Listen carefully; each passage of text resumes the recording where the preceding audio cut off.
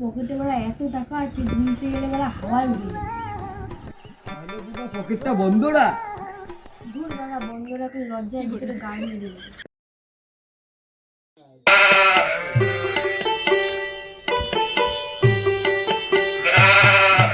বাল, আজ থেকে আমি কোথাও ধার নেব না। তাহলে বেলা খাবি কি? তোরা বেলা ধার শোধের গল্প কর, আমি বেলা চলবে।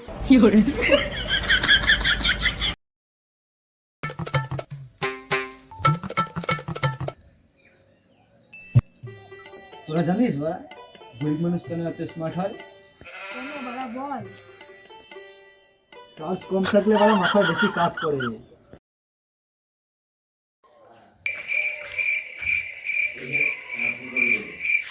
আমি বড় লোক হলে জানিস কি করতাম? বলে চোদা কি করে